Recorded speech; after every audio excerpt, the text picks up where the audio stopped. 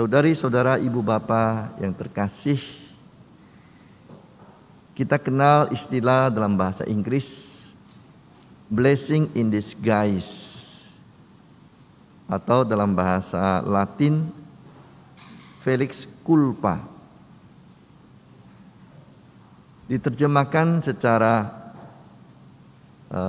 bebas, kesalahan yang membawa rahmat, kemalangan yang mendatangkan kemujuran,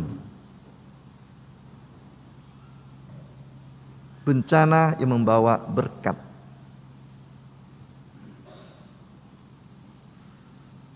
Dan itulah yang dialami oleh tuan rumah yang berpesta pernikahan dalam bacaan Injil hari ini.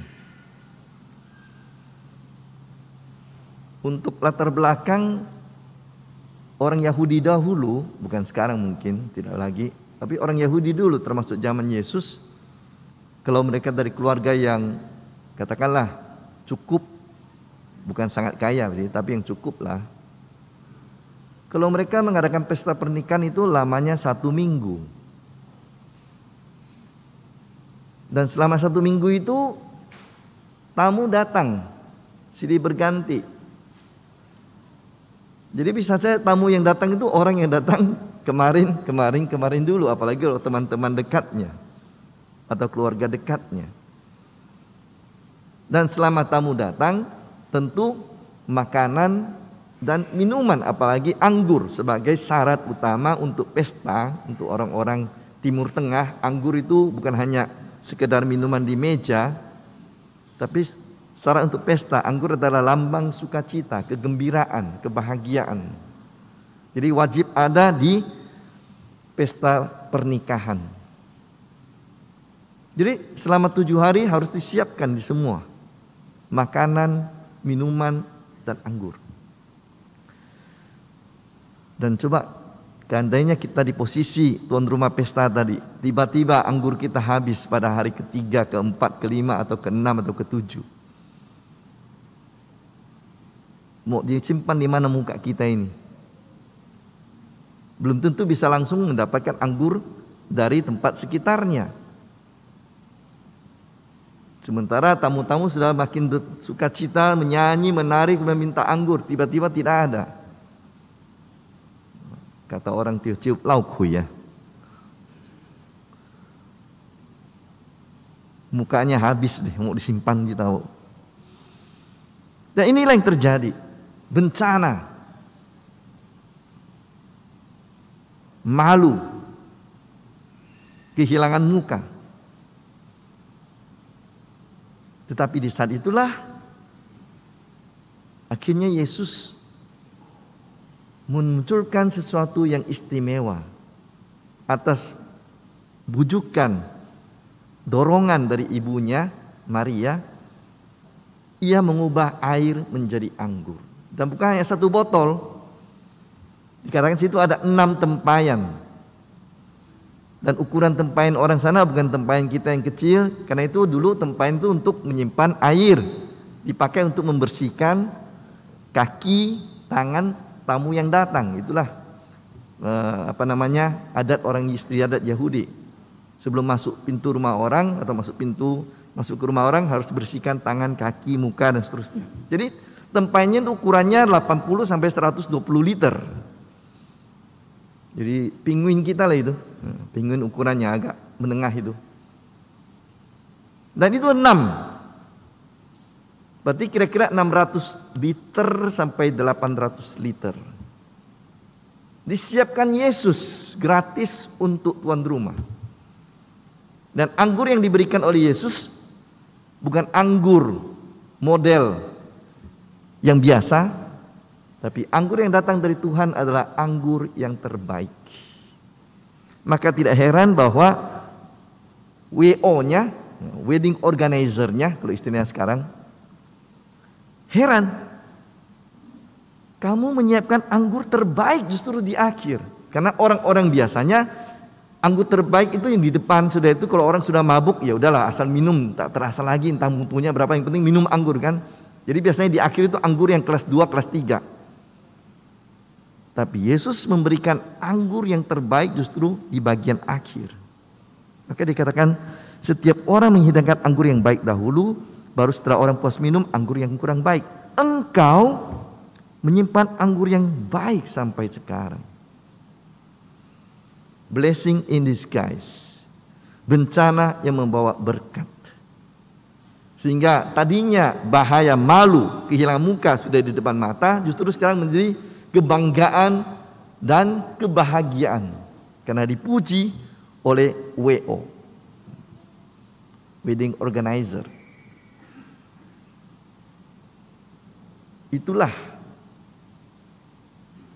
yang dialami oleh orang yang berani membuka diri kepada Tuhan, kepada Yesus, yang tidak malu datang kepada Tuhan. Dan di sini pengaruh Maria sangat besar, karena dialah yang pertama-tama melihat tuan rumah sudah dalam keadaan bahaya. Dan dialah yang mendekati Yesus. Nak, mereka kehabisan anggur. Tanpa bantuan Maria, mukjizat air menjadi anggur tidak akan terjadi. Maka tidak heran ada teolog yang mengatakan per Mariam ad Iesum. Bahasa Latin singkat, boleh diingat, gampang diingat. Per Mariam ad Iesum. Artinya melalui Maria sampai kepada Yesus.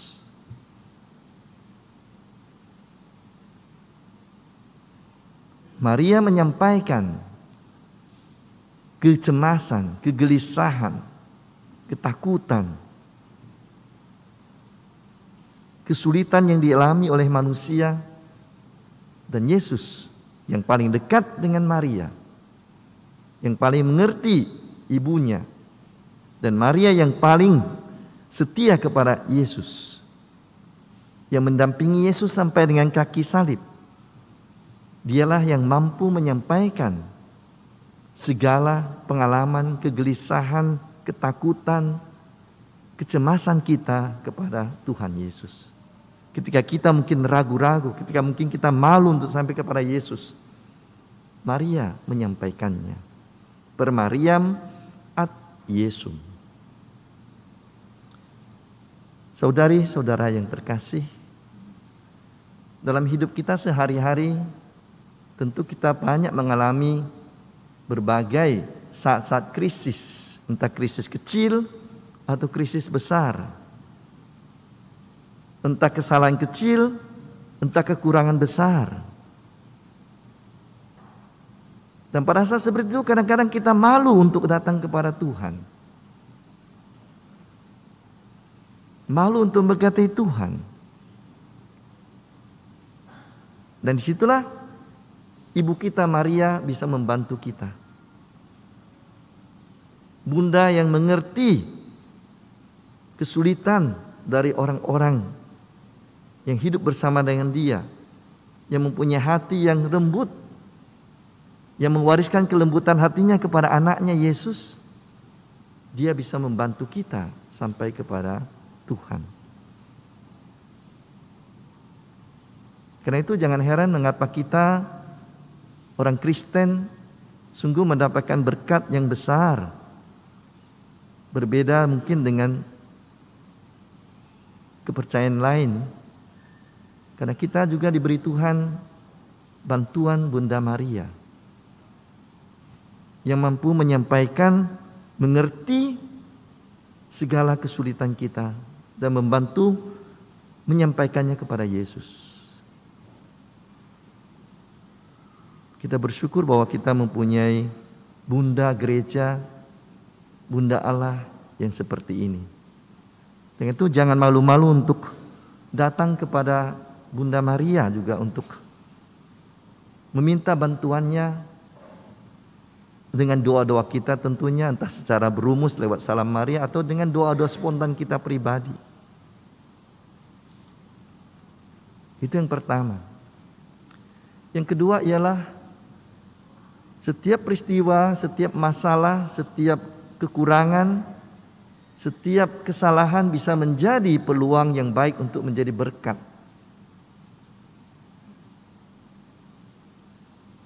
Tidak selalu negatif. Karena ketika kita membawa segala masalah, kesulitan, kekurangan, dosa kita kepada Tuhan, ini yang penting, kepada Tuhan,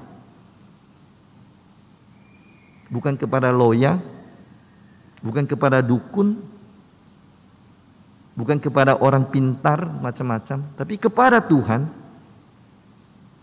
Yesus akan bekerja dengan caranya sendiri. Mungkin kita tidak bisa menentukan bagaimana cara kerja Tuhan untuk menjawab masalah kita, untuk membantu kita mengatasi kesalahan dan dosa kita. Tetapi pasti Yesus akan bekerja, asal kita datang kepadanya, datang kepada Tuhan. Inilah iman yang membantu kita untuk mengubah hal negatif menjadi positif, masalah menjadi berkat, kekurangan menjadi kelebihan. Saya pernah ingat waktu saya masih dulu di Seminari Menengah Pematang Siantar tahun 84, menjelang masuk ke novisiat Kapusin di Perapat, kami ada kesempatan untuk jalan-jalan ke daerah Tanah Karo, mendaki gunung Sibayak. Dan waktu pulang, saya meninggalkan kamera bagus yang saya pinjam dari seorang bruder di tepi jalan di satu kampung.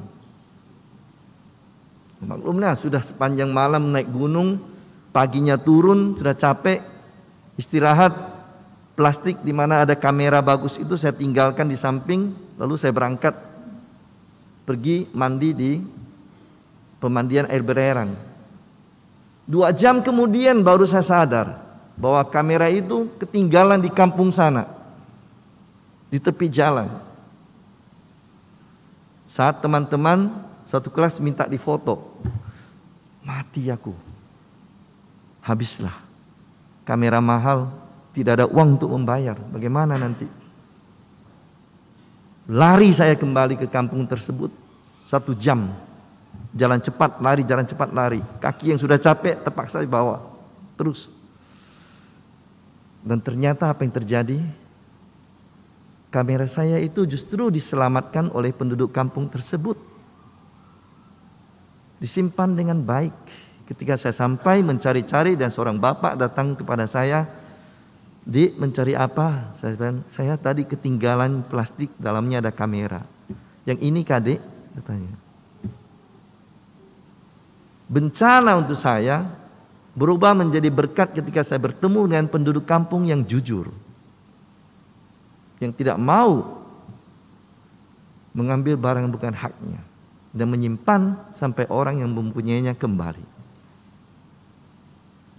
Saya lewat kampung tersebut tanpa bertemu dengan siapapun, dengan teman-teman, dan saya kembali ke Seminari Menengah dengan berkat satu seisi kampung orang-orang yang baik di kepala saya.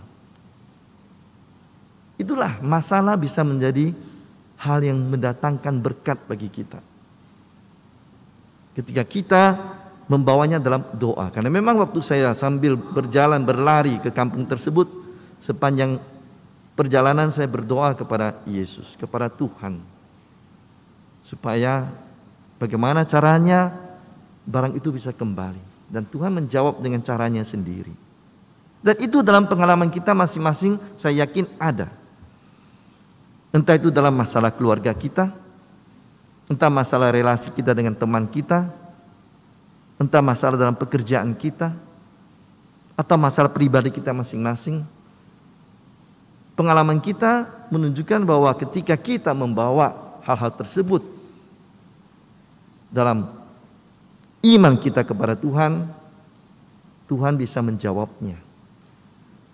Tuhan bisa membantu kita. Tentu kita tidak bisa menentukan bentuknya bagaimana, waktunya kapan. Karena itu di situ perlu iman yang teguh, penyerahan. Bukan mau mengatur Tuhan, tetapi menyerahkan diri, pasrah kepada iman yang teguh kepada Tuhan. Dan ia bekerja. Maria mengatakan,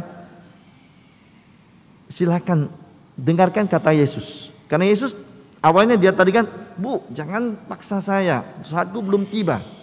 Maria percaya Yesus akan bekerja. Maka dia dengan tenang mengatakan pada pelayan-pelayan, dengarkan kata dia. Jadi mungkin Tuhan juga belum langsung menjawab masalah kita, doa kita. Tapi kita percaya bahwa dia bisa bekerja. Dia bisa berbuat dengan waktu dan caranya sendiri. Karena itu perlu sungguh-sungguh pasrahan dan keterbukaan untuk menunggu, bersabar. Supaya Tuhan bekerja membantu kita menjawab masalah hidup kita. Masalah pribadi saya, masalah pekerjaan saya, masalah relasi saya dengan pasangan saya, dengan keluarga saya.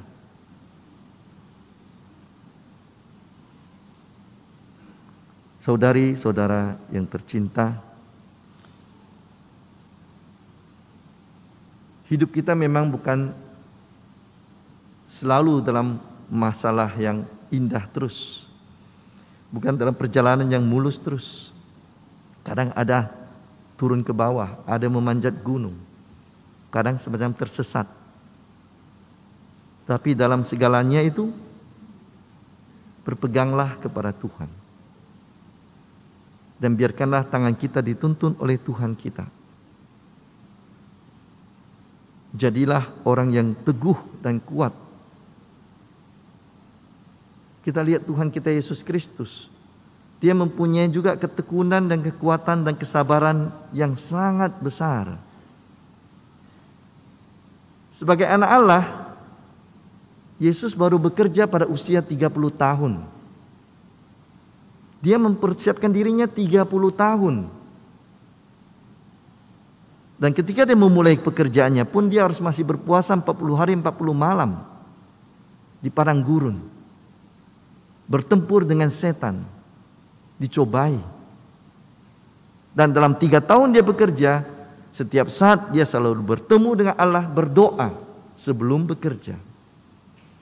Kadang-kadang semalam-malaman dia berdoa bersama Bapanya sebelum melakukan hal-hal yang penting dalam hidup. Sampai seperti dia di Taman Getsemani pun masih berdoa kepada Tuhan, mohon kekuatan. Karena itu jangan heran bahwa kita sebagai orang Kristen tetap hidup dalam kesatuan dengan Tuhan. Seperti Yesus hidup dalam satu kesatuan dengan Allah Bapanya. Dalam kesabaran dan keyakinan bahwa Allah akan membantu dia. Sampai detik terakhir pun dia bisa mengatakan, ke dalam tangan-Mu ya Tuhan, kuserahkan rohku. Itulah iman. Kepercayaan. Ketika nampak segalanya seolah-olah sia-sia, ia tetap yakin Allah mampu bekerja melalui pengorbanan hidupnya. Iman seperti inilah yang memampukan kita mengubah hal negatif menjadi positif. Memampukan kita bersikap optimis. Memampukan kita untuk berani berjalan terus dalam iman yang teguh kepada Tuhan. Meskipun kadang-kadang Tuhan seperti belum menjawab.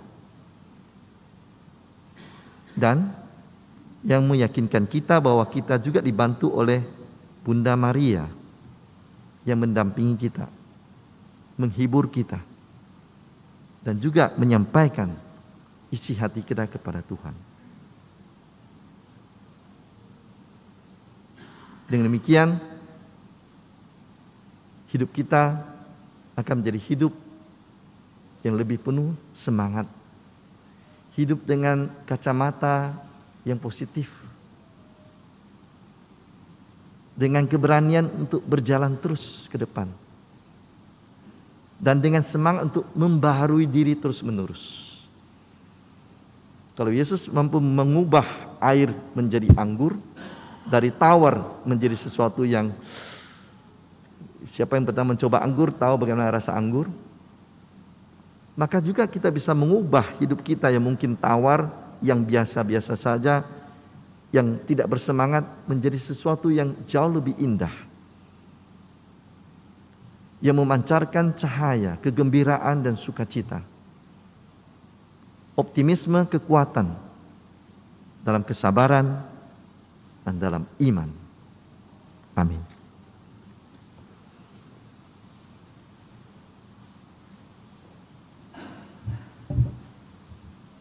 Bapak Ibu